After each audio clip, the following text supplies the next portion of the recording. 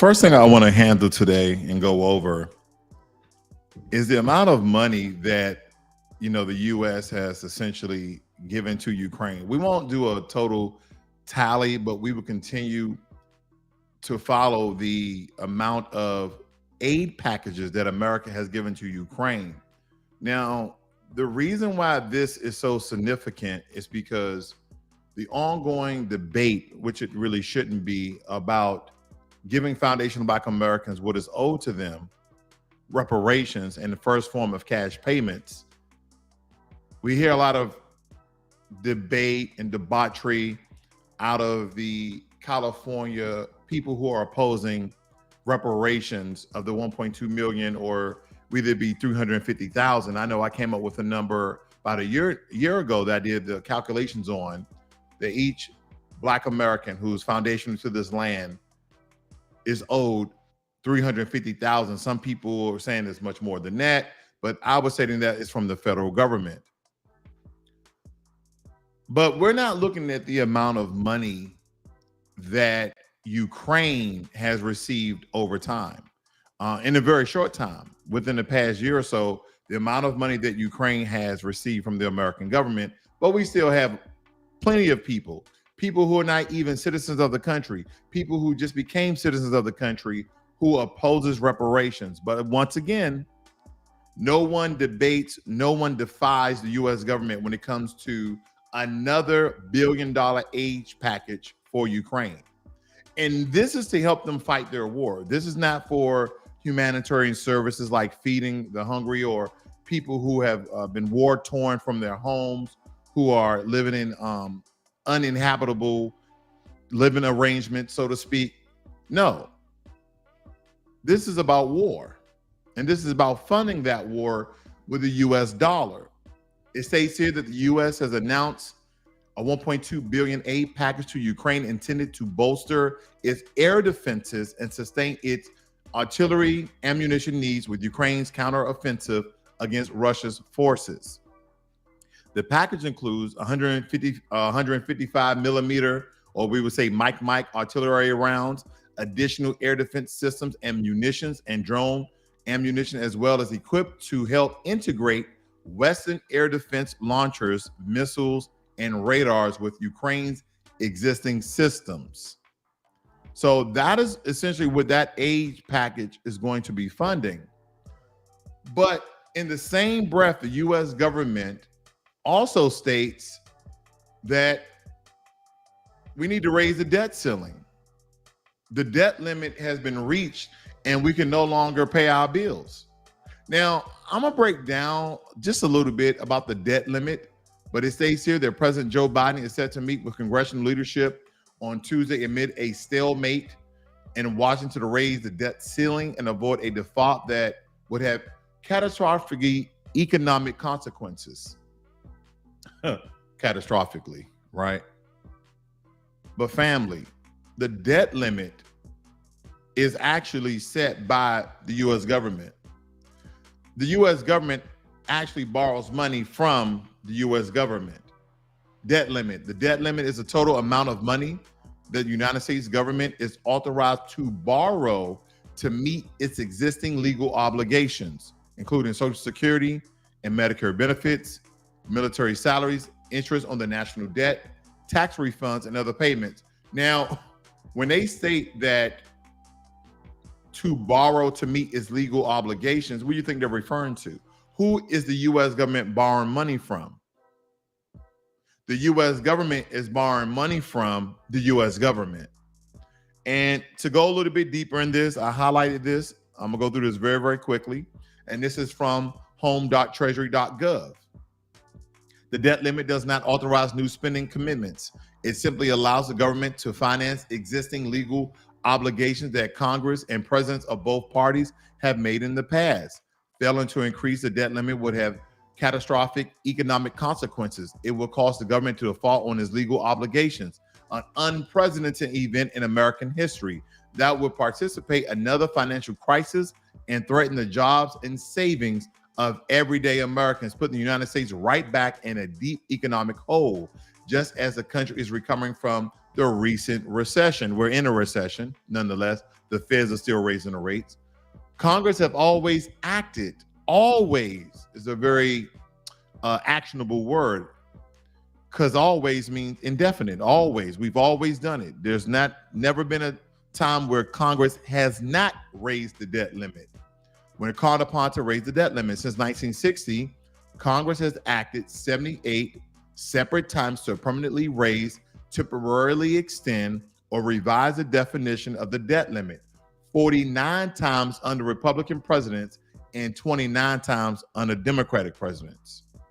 They say they both recognize the necessary need in raising the debt ceiling, so they have. But again, I wanted to point that out because I know the reparations topic should always be the hottest topic, and directly after reparations should be the justice that this country has never given Black Americans. But I digress. Now, this one hits home literally for me because I live in Collin County. And in Collin County, some of the cities that you have in Collin County are Plano, Allen, Frisco, McKinney, to kind of name the core nucleus of all these cities. And myself, I live very, very close to Allen, Texas, 15 minutes away. I live in McKinney. So this hits home at a place where this outlet mall is where majority of people in this area absolutely goes to do all their shopping, whether it be Gap, Banana Republic, Nike, etc. All these stores are there at a very discounted price. And of course, because we live in the state of Texas, you get huge military discounts, anywhere from 15 to 20%. But unfortunately, once again, because the lack of the revision of the Second Amendment in the Constitution, because that's what GOP pundits and candidates and even some Democratic politicians oppose amending the Second Amendment because of the right to bear arms. And I'm not stating to eradicate all arms from civilians. What I'm stating is there's a certain amount of weaponry and armament that civilians should not have, regardless of their past. There was a time in this country where the majority of people had rifles and handguns. Now, we understand that any weapon could be, quote unquote, labeled as an assault rifle or an assault weapon, but most commonly, weapons that are being used are AR-15s that can inflict most damage. And because people are somewhat skilled and savvy with the mechanism of these weapons, they can employ certain devices within AR-15 to make them automatic or shoot at a higher rate than the manufacturer intended. CNN states here that children were among the 8 people killed in a Texas mall shooting. As the Army reveals details about the gunman, a veteran demands more gun control. Now, what we're going to find out here is that this particular gunman, Mauricio Garcia, who's of Hispanic descent, was an Army dropout because of health concern. They didn't state it was mental health concern, but they said of health concerns. But they didn't state whether it was mental or not, because anytime, here's my thing. When you're going through military training, there's some psychological aspects that people are essentially evaluating you that you need to pass, regardless if you know the tests are going on or not. Nonetheless, you're being monitored and you're being tested. So are they trying to alleviate that these were mental health concerns? Because if they were, then that should be in your jacket, okay, in your medical profile, that there's some red flags there. But I digress with that as well. This has been labeled the second deadliest U.S. mass shooting of the year. Not of the entire U.S., because unfortunately, the United States of America, we have a culture of mass killings and mass shootings. And just for a different use of words, unliving many people. It states here, the second deadliest U.S. mass shooting of the year was terminated from the Army due to health concerns and may have been driven by right-wing extremism. Well, as you see, family, that the picture is Mauricio Garcia in the Nazi uniform. Good afternoon, Jermaine Anderson. Thank you for moderating, sir. Now, authorities say that Mauricio Garcia used an AR-15 style weapon to carry out the massacre before he was gunned down by a police officer. The gunman's rifle and other guns were purchased legally, a law enforcement said. Let me blow this up just a little bit. Most of the weapons were purchased from private sellers, which means Garcia didn't have to go through a federal background check. How is that constitutional carry actually benefiting America? Where you can just, because of the Constitution that has not been amended since the 1700s, how is that benefiting America? It's not benefiting America, because the Second Amendment definitely needs to be, as well as the entire Constitution, needs to be an amendment within itself. It needs to be altered, it needs to be changed, it needs to be reworded, because it has not benefited Americans. We are now living, not only, we've already been living in a police state, but now we're living in a terrorized state, because in any given moment, in any place, at any time, Americans are no longer safe from Americans, from these domestic terrorists. And as we notice, majority of the people who conduct these mass killings, not only are they domestic terrorists, but they belong to some domestic terror cell. Now, I want you to watch the wording here when it comes to CNN. They state here that the indiscriminate slaughter marks yet another mass tragedy. That's absolutely false, because they have already linked that Mauricio Garcia is part of a neo-Nazi terrorist cell. So automatically, his targets were to be non-white, even though he is of Hispanic descent himself. His targets were to be non-white, because that is what he essentially attributes to. That is what he believes he is. He believes that he's white, because that is what his ideology has preached and teach, manipulated, and brainwashed him to believe. It states here that Garcia was separated from the Army about 15 years ago because of a mental health condition after an evaluation. So why wasn't he flagged from buying firearms? If the Army wouldn't accept you, and believe me, the Army accepts anyone, why wasn't this raised in his medical profile and banned from buying firearms if it was a mental health condition that he couldn't even join the Army? Because within these military, the four major military sections that we have, the Marines, the Navy, the Air Force, and the Army has the easiest criteria to enter, whether it be for physical, mental, psychological. It's very easy to get into the Army. They have the less restrictions, and the Army is one of the military sections, the military departments that has the most waivers. They'll essentially waive anything. Let me move on. Authorities believe may be associated with extremist groups.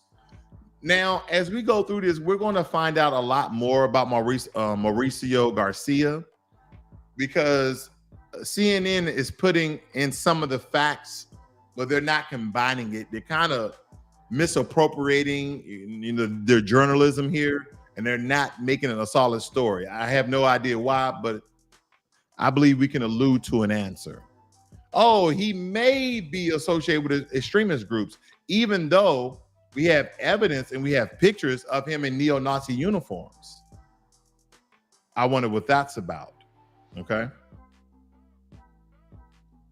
And I just want to show something very quickly as we're going over this. Can I pop this in here very quickly? Can I pop this in here? So you think he may be associated? You think he may be associated with neo-Nazi?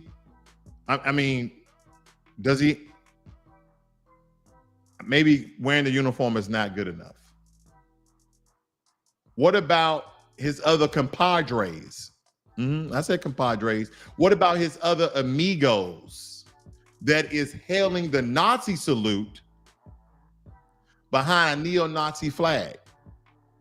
And from what I can tell, all four of these people look of Hispanic descent. I don't see anyone of a pale, white, Caucasian, Anglo-Saxon, Caucasus Mountain skin. But this is their ideology. And we're gonna kind of break down, okay, we're gonna break down this whole brown and black and white and Hispanic and etc. We're gonna break it down. But anyway, the user posted writings approving of Nazi ideology. Now, as I just showed you, family, he's even wearing the clothing. So I don't know what he may be associated. Can we look at this again? What are they talking about he may be associated with? He's literally wearing a Nazi uniform. This is no laughing matter. And he's of Hispanic descent. So sometimes you hear Hispanics talking about, oh, he's not white or we're not white. And we're going to break down how America and other countries, and even one of the major Hispanic organizations like LULAC, told the American government, label us as white. We want to get in on some of this suppression of black people. We want to get on some of the trinkets and benefits of the buffer class of being white. That's what this is about. Let me move on. It states here that posts included photos of a man's shirtless torso with a large swastika tattoo over the heart, firearms, a ballistic vest with a patch with the abbreviation for right-wing death squad. Has this hit home yet? Now, when we get into some of the victims, I just want to pay homage and condolences to these families who are going through this tragedy because of this white supremacist neo-Nazi terrorist that inflict violence to innocent people. Now, I know that CNN has their personal information of who actually were killed here, but for the sake of the families, I'm not going to read the names. I'm just going to show it here on the screen for you to read for yourself. Okay. And unfortunately,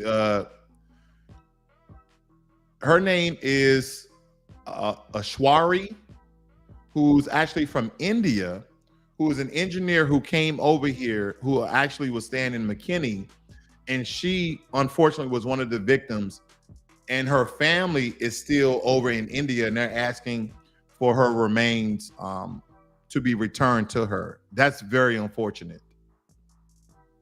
That's very unfortunate, family. I don't wish that upon anybody. We got Christian LaCour, a 20-year-old security guard. Now, what's important here is out of the 8 victims, seven of them was non-white. Out of the 8 victims, 7 of them are non-white. I don't know Christian LaCour's background. He could actually be Hispanic, but for the sake of argument, I'll just call him white. But out of the 8 victims, 7 of them were non-white. We have 3 Korean Americans here. And out of the 4, only one of them survived. Out of the 4, only one of them survived. And the last person here was of Hispanic descent, Elio Comuna Rivas. So again, these white terrorists, neo-Nazi,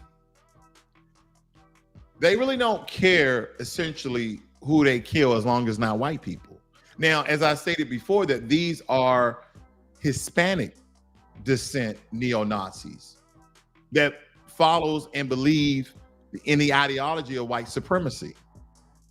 So their target, the key was to kill non-white people, even of those who are descended from the same Hispanic heritage as them. Across the country, the U.S. has suffered at least 202 mass shootings within the first 5 months of the year. According to the Gun Violence Archive, the nonprofit CNN defines mass shootings as those in which 4 or more people are shot, excluding the shooter. Now, I'm going to show you the FBI definition of what a mass shooter is, and then I'm gonna oppose the FBI definition of a mass shooter by the Department of Justice, because even the federal government can't get it right. Okay, so let me move on here.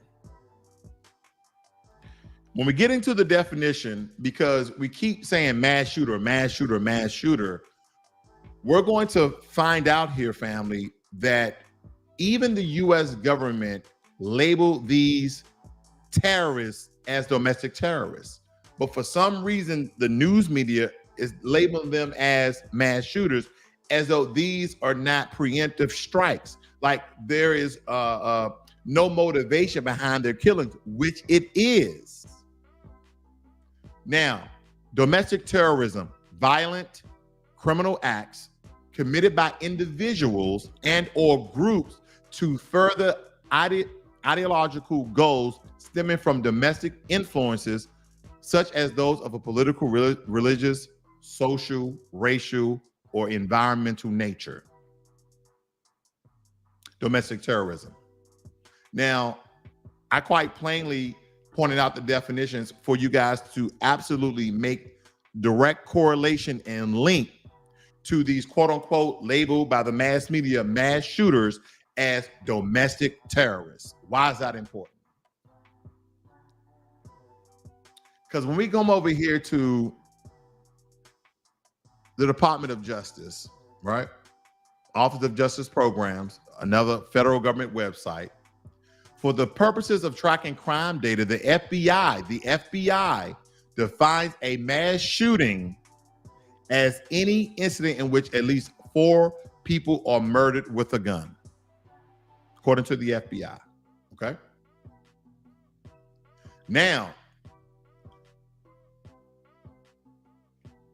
in the same breath, the FBI has not set a minimum number of casualties to qualify an event as a mass shooting. But the U.S. statute, the Investigative Assistance for Violent Crimes Act of 2012, by the federal government again, defines a mass killing as 3 or more killings in a single incident. So now we have the U.S. federal government, and we stated in the Department of Justice that the FBI is stating that 4 or more, 3 or more. Why is this relevant? Because it deals with the statistics of how many mass shootings actually have occurred since they have been tracking it since the early 2000s and even further back in the early 1960s. We're going to get of some of the dissents and motivations of the mass shooters throughout the years. But after this thought, it was very daunting that once again, we have all these different government entities that are not agreeing and have conflicting and opposing information of how they define things. Now, let's get into the topic of race, because this is very important. Now, in America, Hispanic is not a race. It's an ethnic group. And the reason for that is because Hispanics can contribute and essentially atone to any race they want to. They can say I'm white. They can say I'm black. And here's what I always get kind of mixed up with, family. You would hear those of a darker skin hue with African features.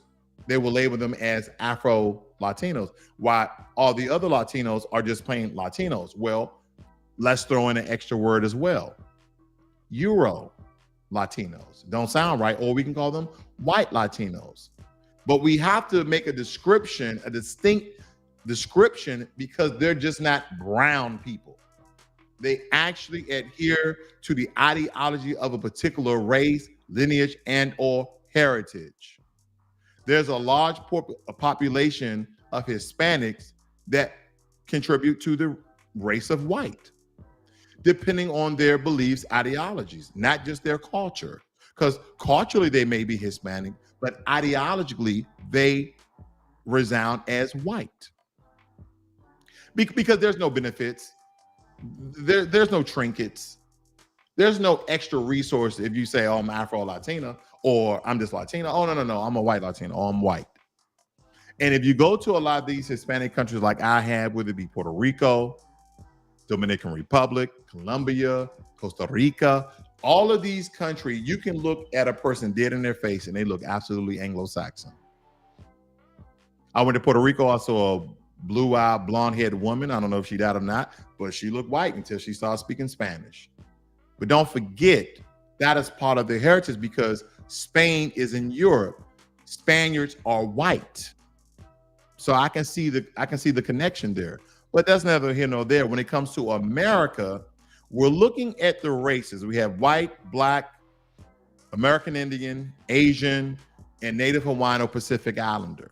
You don't see Hispanic. You don't see Hispanic. Okay? So I did a little bit of research here. Let me show you what I found this information at so you can go research it yourself. The Office of Management and Budget, and this was out of the Barack Obama era. But this website is still up here.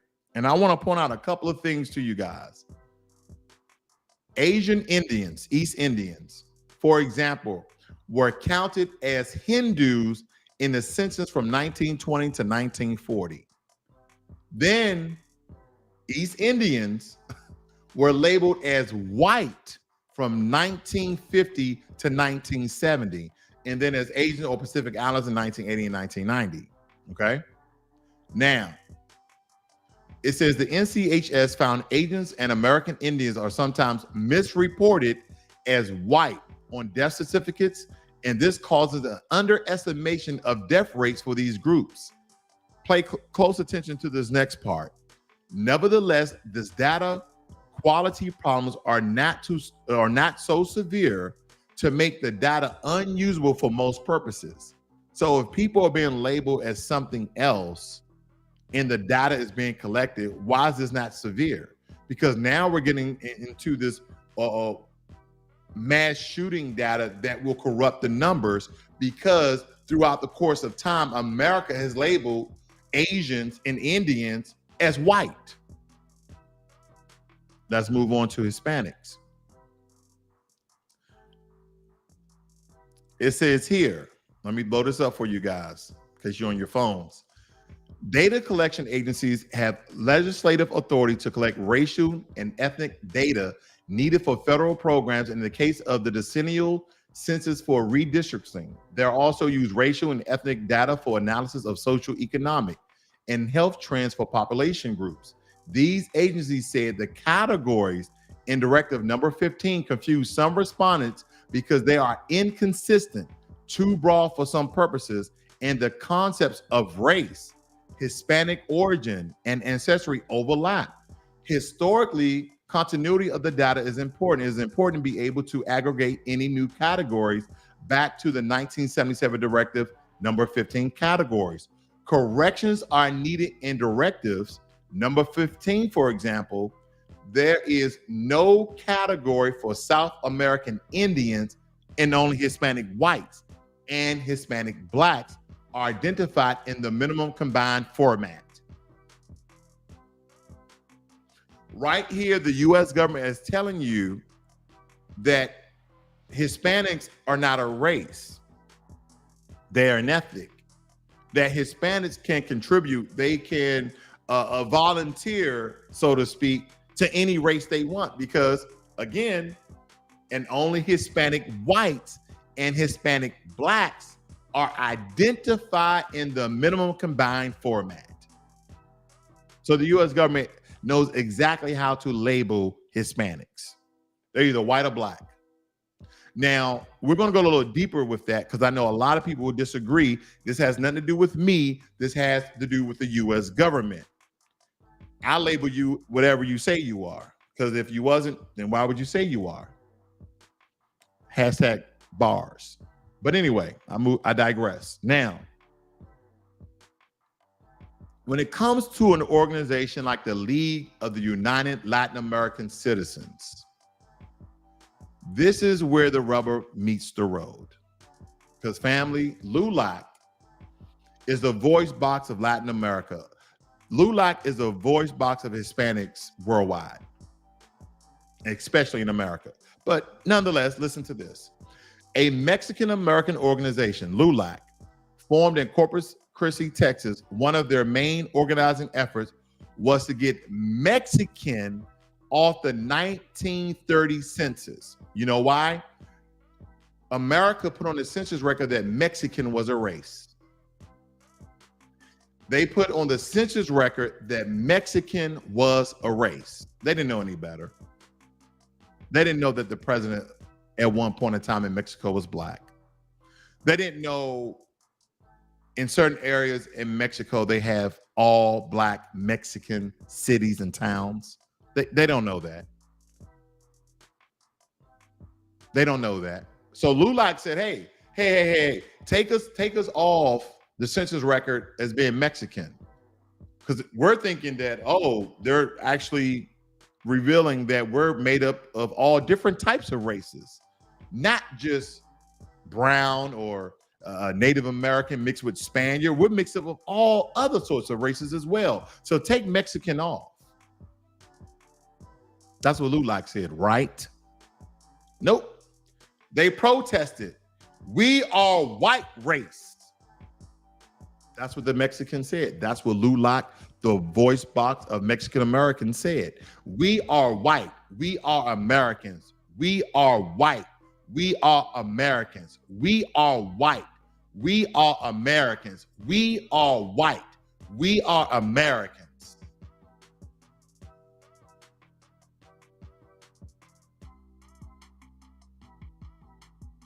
That's what they said. So the ideology of pushing neo-Nazi and being domestic terrorists, and this is what whiteness gets you. When you designate, nominate, and promote your buffer class to the status of white, they start believing in the ideology that a vast majority of the population believes in. Whether they are in action or non-action, it's the ideology that leads these people to violence, that lead these domestic terrorists to killing innocent people based on the color of your skin, not status, not where you live, not how much money you have, but based upon the color of your skin. And the U.S. government knows this. The U.S. government knows this, family. They know this. LULAC said we are white. We are Americans. That's what LULAC said. LULAC and the Mexican government successfully had Mexican removed from the census questionnaire. Indeed, they did. And importantly, Latinos can be a variety of racial backgrounds.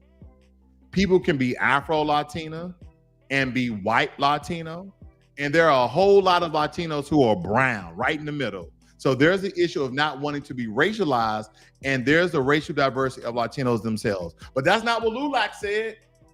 LULAC said we are white race. We are Americans. That's what LULAC said. So I don't know who made this contribution to the report here that, we can be made up of all types of racial backgrounds. Black Latinos, white Latinos, and then we got brown Latinos who are probably most mixed with the native people of the land. Let's go deeper. The racial heritage of Mexicans is mixed with varying mixtures of European, indigenous, and African ancestry. They're talking about their racial characteristics ranging from having light to dark skin and eye color, with many in the brown and mezzo middle. And here's the thing about a lot of Mexicans, and I'm not going ham on Mexicans at a whole because we're referring to Hispanics as a whole. If a lot of them got their DNA 23andMe, Ancestry.com, they will find out they may have anywhere from 5 to 10% African blood, African DNA strands. So essentially, it has everything to do with race, but the driving factor and force here is the ideology that they contribute to, that they believe in.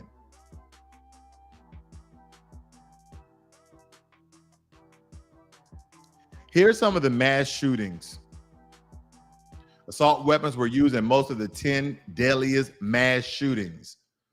Now, of course, the last one, it also occurred in Texas, in Uvalde, Texas, where 21 were killed and 17 was wounded. Now we have another one in Texas, in Allen, Texas, where 8 were killed and 7 was wounded. Now, if you're looking at the red circles here, that indicate that these were killed by assault rifles, and the gray were handguns. What else? U.S. on track to set record in 2023 for mass killings after a series of shootings. Because one shooting that really didn't make the news was the very next day, and correct me if I'm wrong, the very next day or the same day, later on that day, there was a second attempt at a mass shooting at Stonebriar Mall. So let me kind of give you the classism within this picture so you understand the demographics of the area. Now, Collin County, at one point in time, was the richest county in Texas. I think it's either 1 or number 2 even today. Collin County is the richest county in Texas. So the Allen, Texas outlet malls are people who are anywhere from middle class or middle high class. Now, when we start getting to Stonebriar, now we're talking about from middle class all the way up to high class, okay? So that is the kind of the classism and demographics. And when it comes to Allen, there's a couple of sprinkles of us in there, okay? You know, maybe 2 or 3%, but it's mostly Asian, Hispanic, and white. When it goes to Stonebriar, we're roughly around now 2% that goes to that area because it's a very expensive area. So about 2 or 3%. And again, the majority of the people that go to Stonebriar are Asian descent, white, and Hispanic, okay? So that's to kind of give you the demographics in the area of the targets he were looking for. But again, we're gonna find out that this guy really didn't have military training, but he went to a lot of training into shooting his weapon to be more accurate for some of the training he did in these mass killings. Now, I just want to go down here very quickly so you can see this chart. U.S. mass killing set to reach record number in 2023. They're stating that they're on pace for 60 mass killings in this year alone. That's the information. And again, this is coming from The Guardian. It states that yet another mass shooting took place in Allen, Texas on Saturday, leaving 8 dead. The gunman was also killed. The shooter opened fire at a shopping mall, spraying bullets before being killed by a police officer. Listen to this.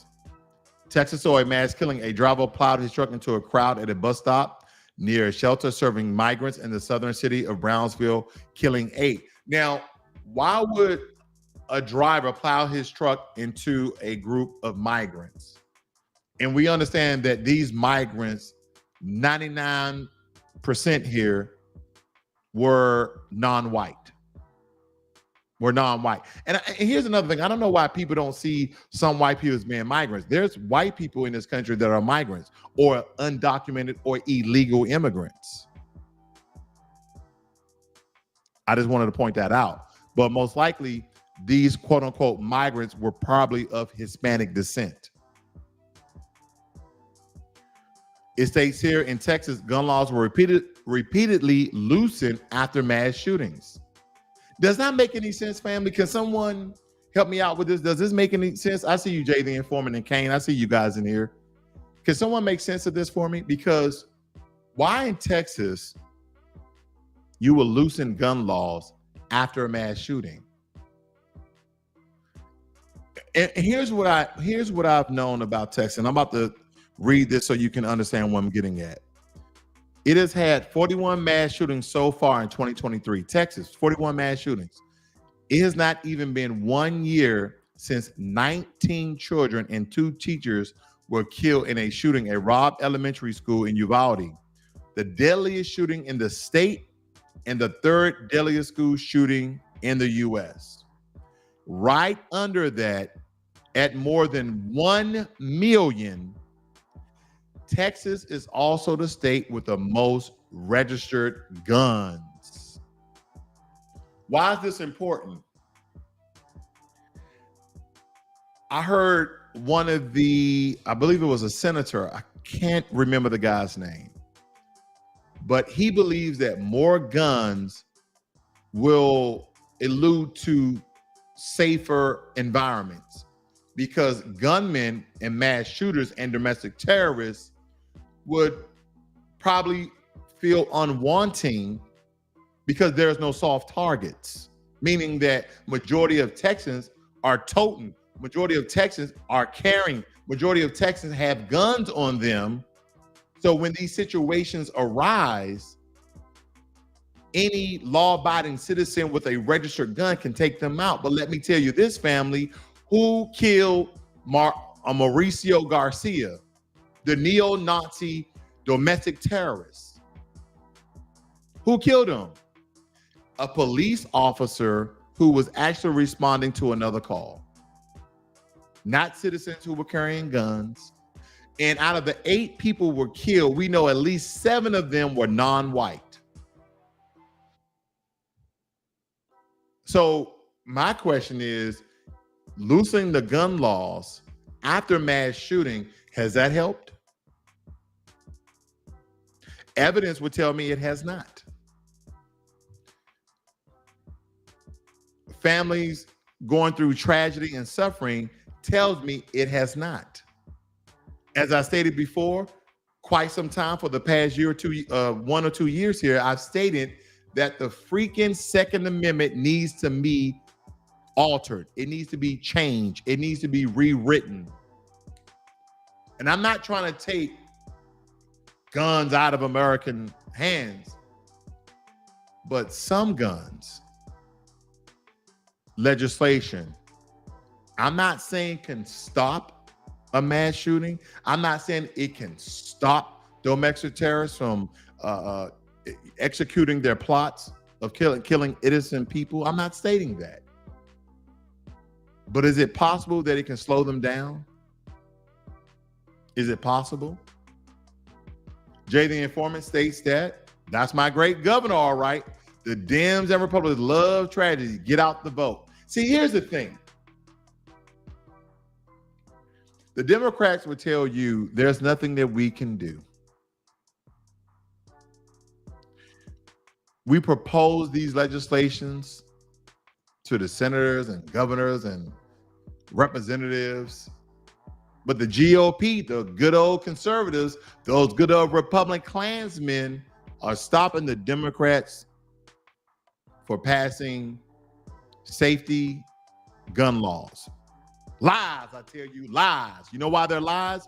Because when the Democrats controlled the House and the Senate, they did nothing.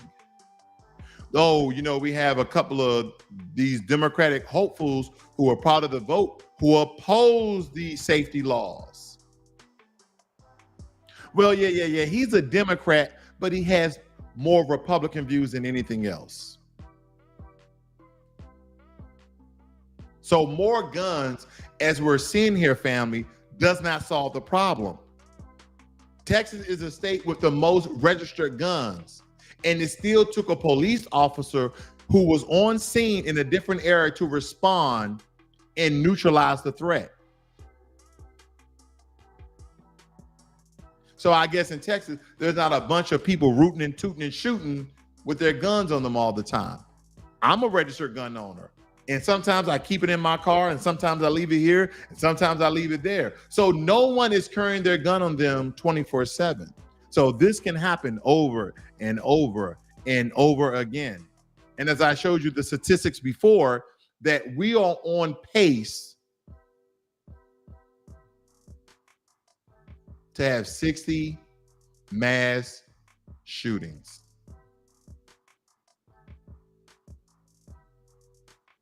Mass killings are defined as incidents where 4 or more people are killed. We're on pace for 60 mass killings. We are already at 21, and it's only May.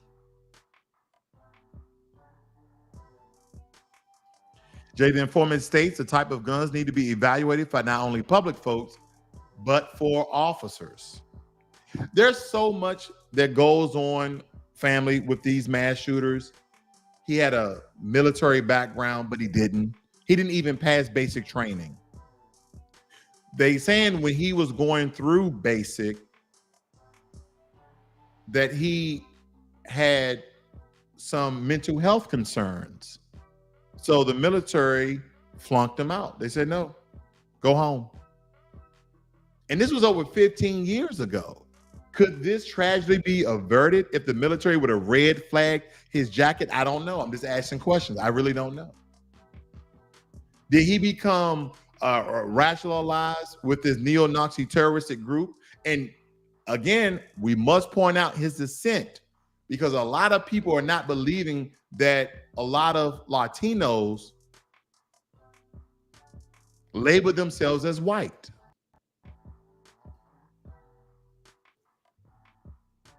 If this doesn't do it for you, I don't know what does. Maybe there's a better picture I can show you where other, not just one Hispanic, but other Hispanics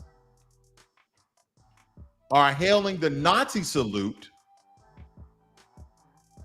and contributing to the system of white supremacy and terror. And if you are condoning and you've been radicalized by the white supremacist neo-Nazi ideology, then guess what you're going to do? You're going to act out on that ideology. So you're going to go out and kill soft targets, because you ain't going to the hood with that. People at schools, shops, on the job, etc. And what are your targets? Who are your targets? Non-white people, even though you are of Hispanic descent, because you understand that most of your group, and this is conjecture, okay? This is my perspective on this one, that most of your group believe that they're the white race, because that's what LULAC said. LULAC said, take Mexican off the census record back in the 1930s and put "we are white." And this was a funny little message down here. It says, but don't Nazis hate Mexicans too? Absolutely. But it has to deal with the ideology and the status of contributing to the ideology and being the buffer class and being honorary white. And these are not even white Hispanics. These are considered brown Hispanics. They're not even white. But neither the leader of the Proud Boy, he was not a white Hispanic. He was a brown Hispanic, but he was, the leader of a white supremacist group. So I'm trying to really figure out who is Black folk natural enemy. Who is our natural enemy? Not just white supremacists that are white, but people who actually believe in that ideology and who execute terrorist threats and terrorist acts.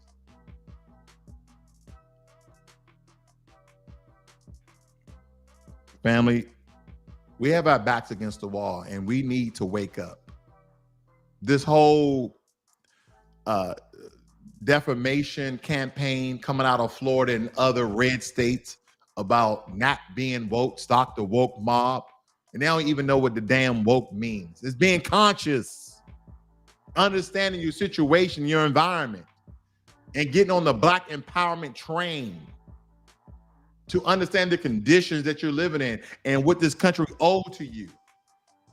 Because it doesn't matter really in the sense of these different groups of people who come against us.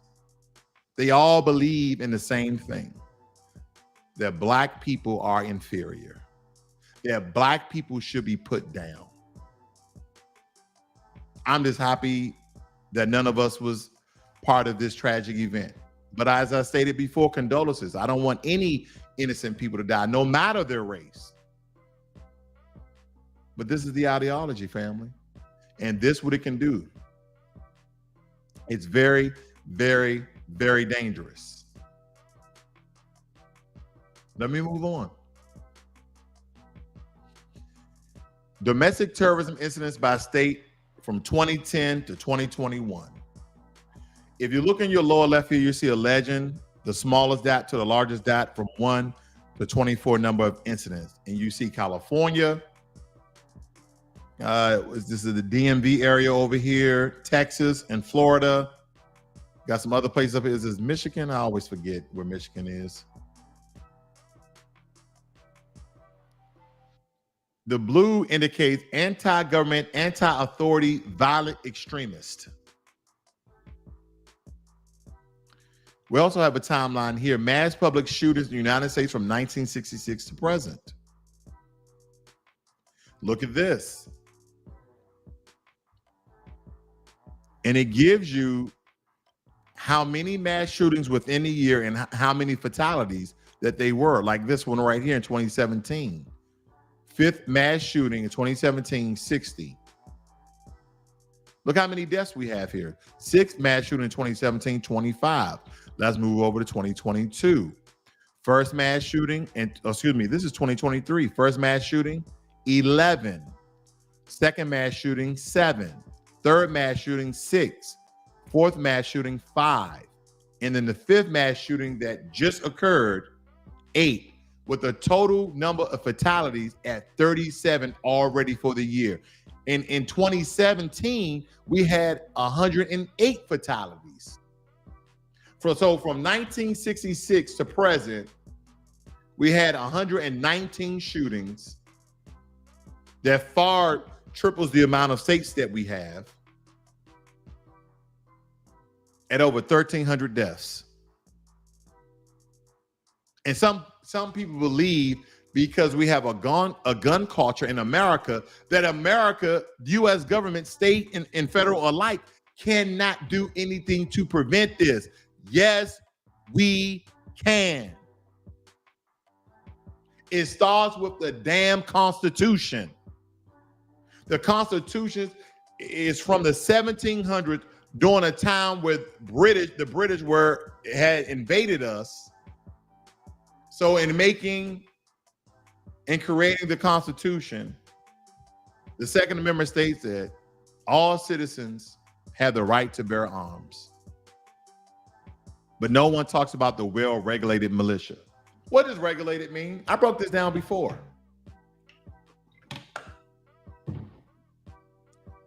A well-regulated militia.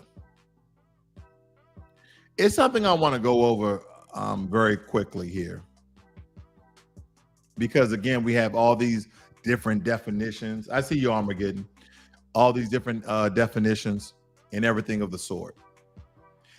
The definition is consistent with the official U.S. government definition of domestic terrorism under 18 U.S. Code 2331 as act dangerous to human life that occur primarily within the U.S. territory and are intended to intimidate or coerce a civilian population, to influence a policy of the government by intimidation or coercion, or to affect the conduct of government by mass destruction, assassination, or kidnapping. They go on to say the brief that doesn't analyze the broad topic of hate speech. Then in the same breath, the brief also does not include other forms of civil disturbance or criminal activity outside the definition of terrorism, such as looting or trespassing. Some of these disturbances do not involve violence, and many individuals that participate in these activities lack political goals or intention to cause broad psychological impact. Lies. That's exactly what they're doing. That's exactly what they're doing. Family, there's an enormous amount of data online of all the mass shootings and the amount of people that have been killed over time. And what I like about this one right here, they're color coding, I guess, what's behind the mass shooting, right? U.S. terrorist attacks and plots by perpetrator orientation, right? So we see blue is the largest, and blue is the violent far right extremists. And anytime you hear the word far right, most likely they're stating that they are on the right side of the political party, conservative, GOP, etc.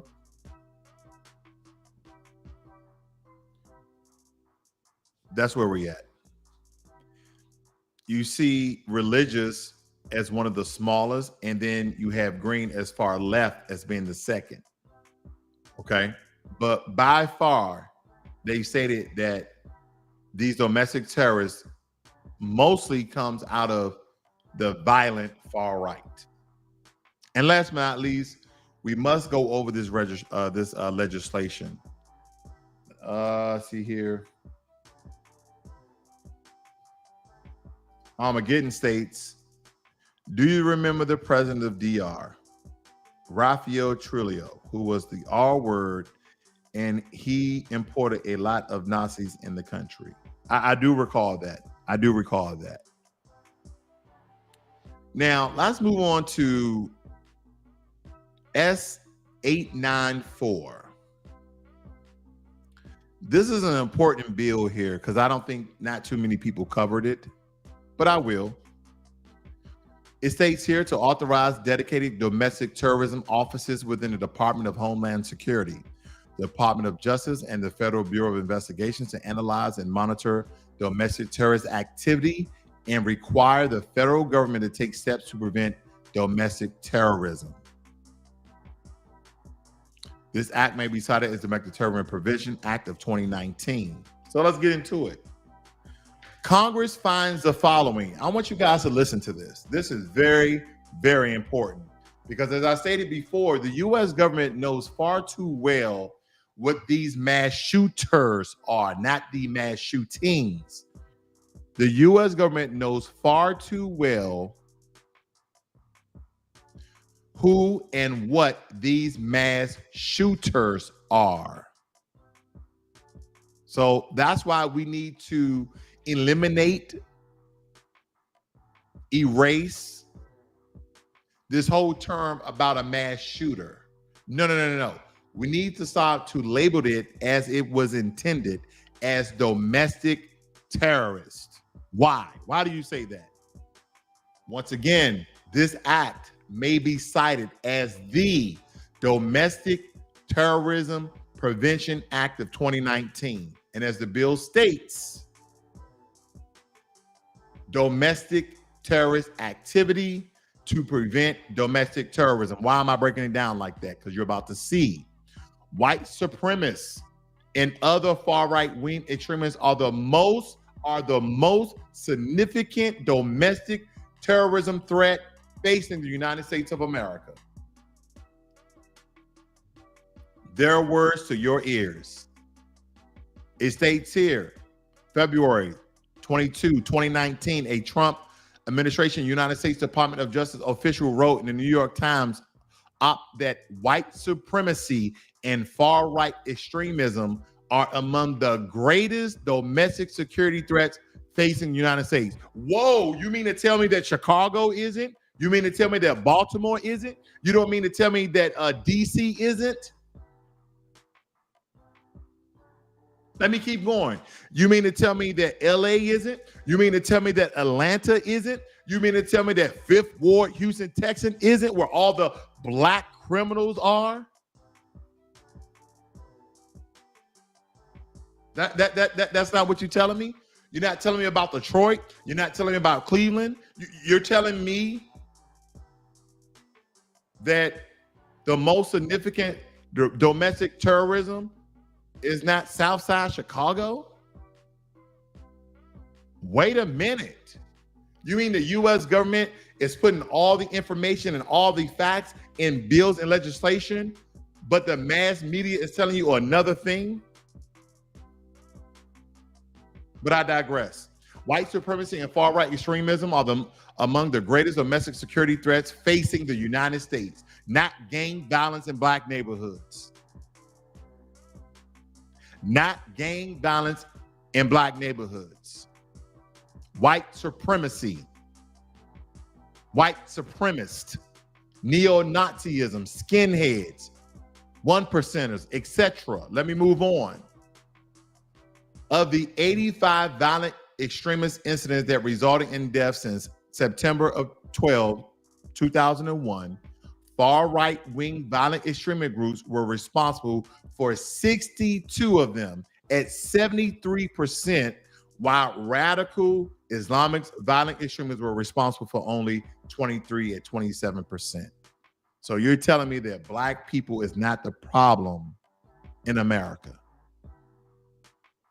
You're telling me that your Anglo-Saxon, Caucasian, Caucasus Mountain white people that have this white supremacy ideology is? Well, thank you, America. Thank you for admitting what's the real problem in America.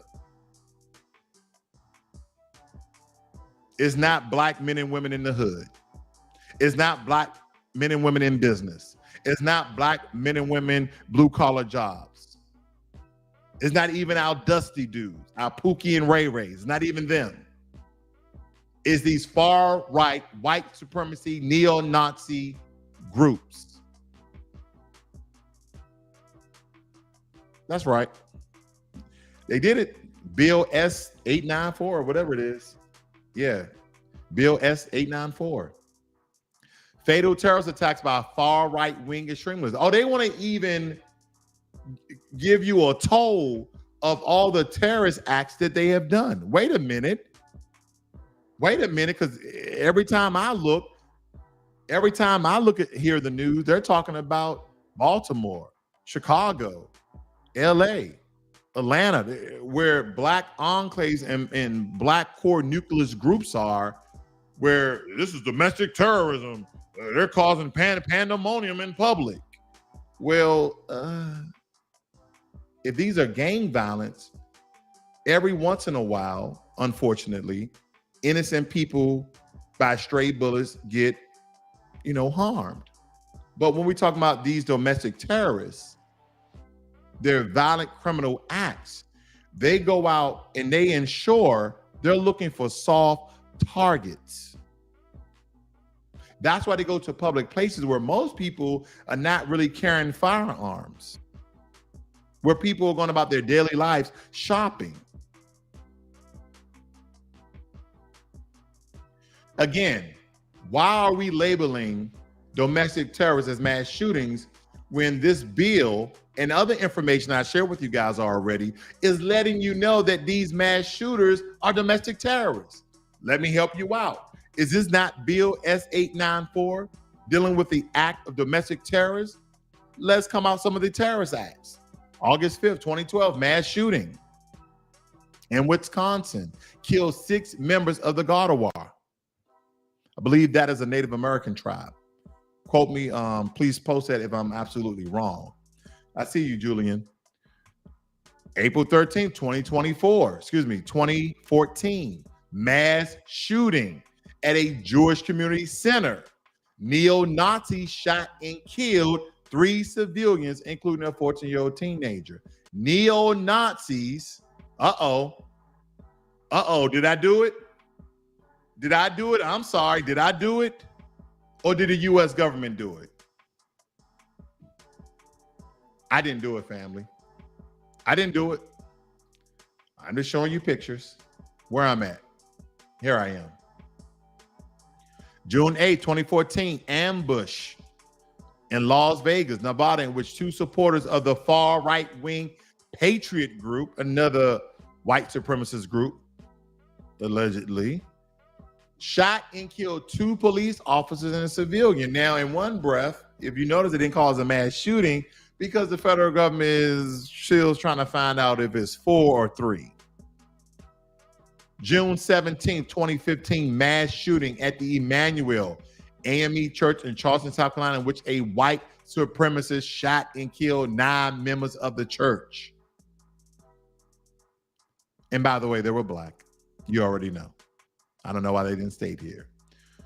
November 27, 2015, mass shooting at a Planned Parenthood in Colorado Springs. Anti-abortion extremists shot and killed police officer and 2 civilians. March 20th, 2017, murder of an African-American man in New York City committed by a white supremacist who reportedly traveled to New York for the purpose of killing black men. White supremacy. May 26, 2017, white supremacists murdered 2 men and injured a third after the men defended 2 young women whom the individual had targeted with anti-Muslim hate speech. August 12, 2017, white supremacists killed one and injured 19 after driving his car through a crowded individual protesting a neo-Nazi rally. Listen to this. Attorney General Jeff Sessions said it does meet the definition of domestic terrorism in that statute. Yes. Yes, it meets the statute of domestic terrorism. And by the way, just in case you haven't heard me say it, these neo-Nazis, better yet, I do you one better. I do you one better, family. This neo-Nazi, Mauricio Garcia, is of Hispanic descent. He is not even a white Hispanic. He is a brown Hispanic. Just wanted to point that out once again. July 2018, murder of a Black American woman from Kansas City, committed by a white supremacist who reportedly bragged about being a member of the KKK. October 24, 2018, white man murdered 2 Black Americans at a grocery store after first attempting to enter a church with a predominantly Black American congregation. Not about classism. It's not about random acts of violence. These are domestic terrorists who have non-white people in their scope and in their sight. October 27th, 2018, mass shooting. Again, this is the act of the domestic terrorism. So stop going along with mass media saying these are mass shooter. No, these are domestic terrorists. They have a plot. They have a plan. They didn't just have a mental breakdown. They believe in a certain ideology that no person is above white people.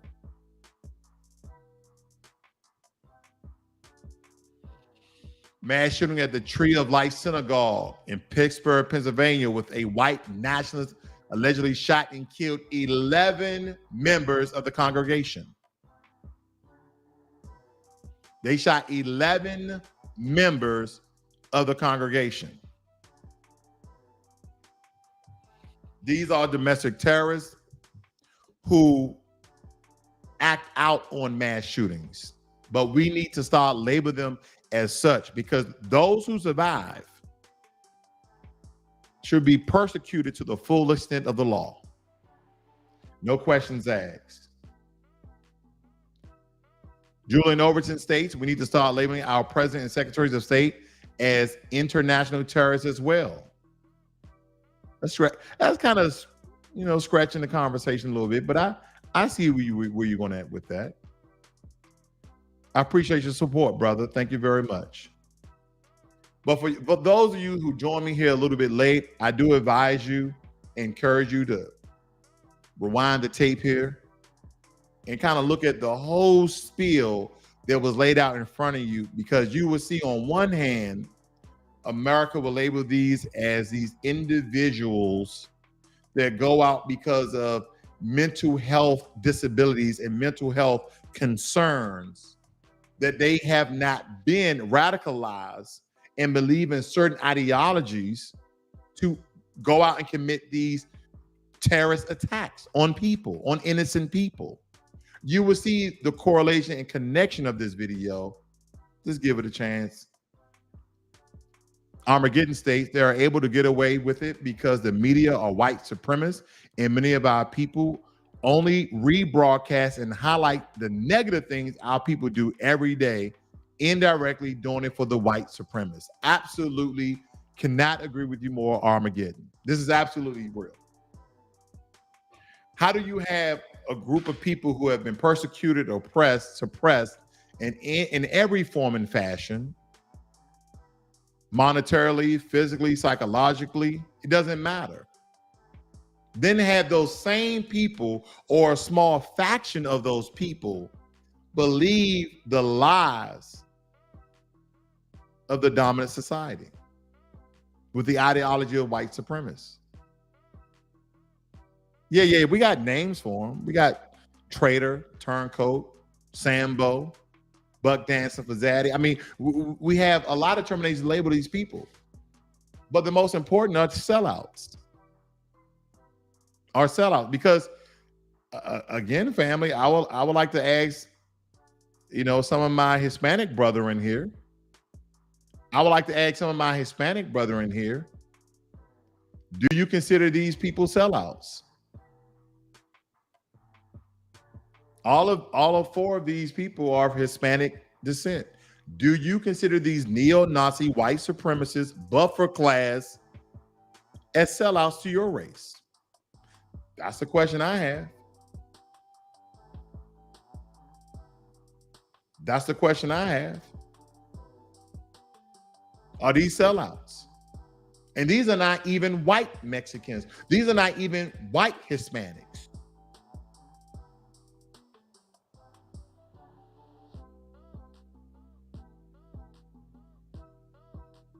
These are brown Hispanics.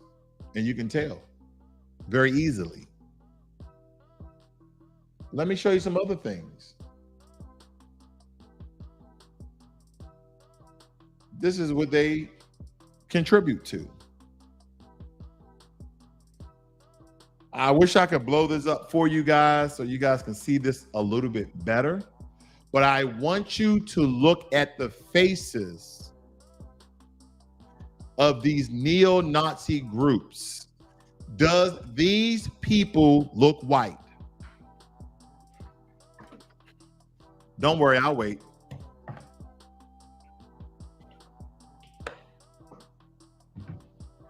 Does these people look white?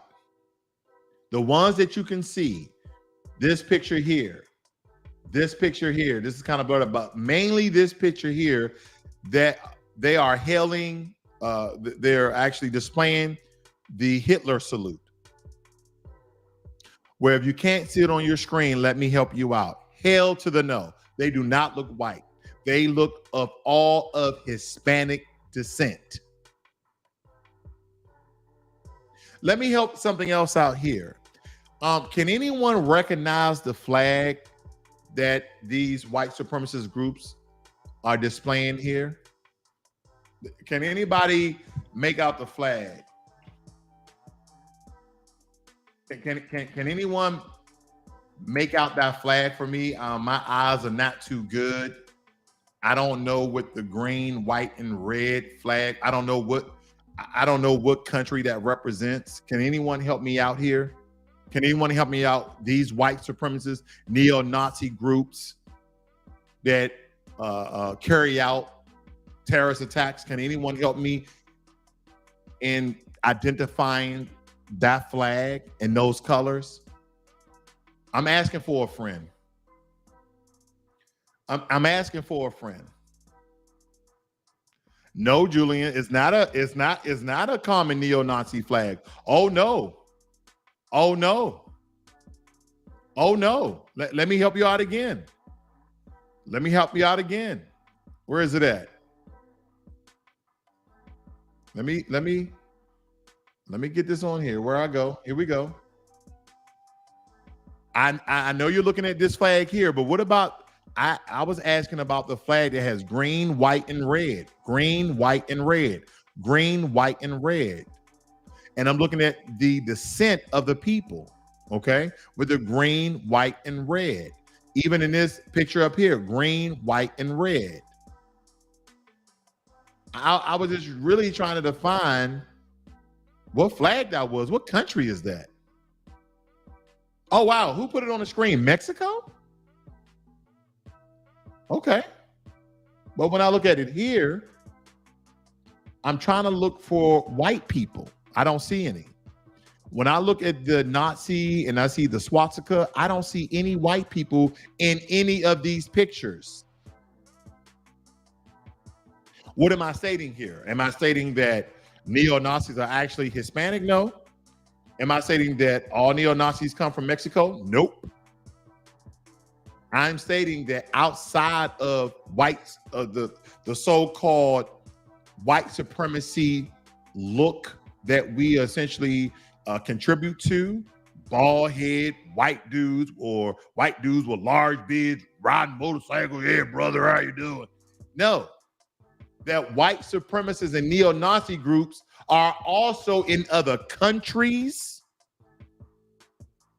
and also live and derive from other people. Because don't forget what LULAC said.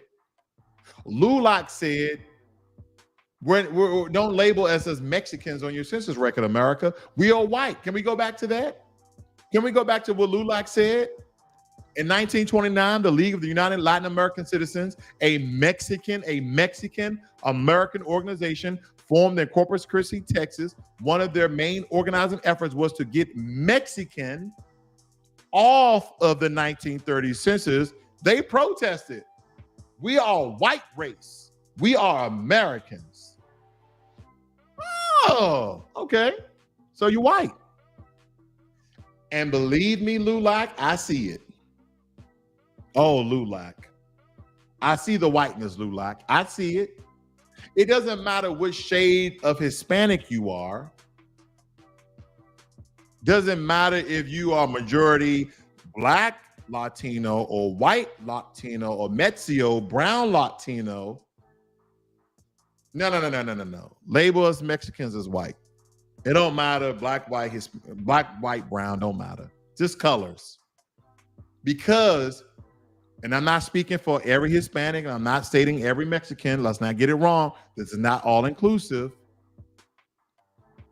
But from what LULAC stated, we're a white race.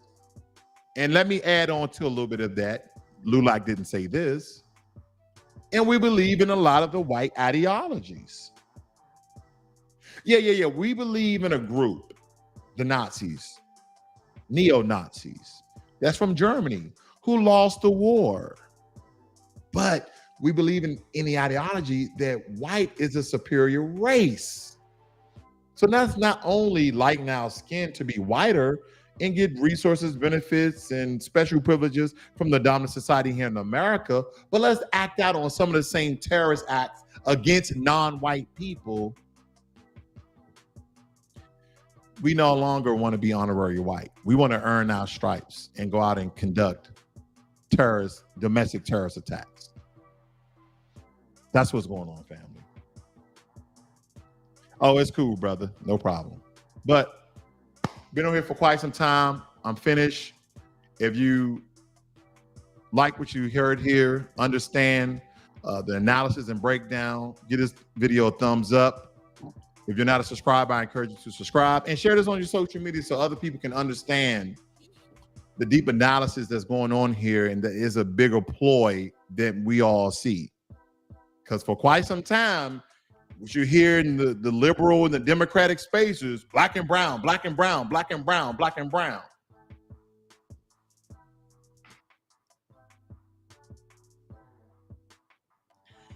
When have you heard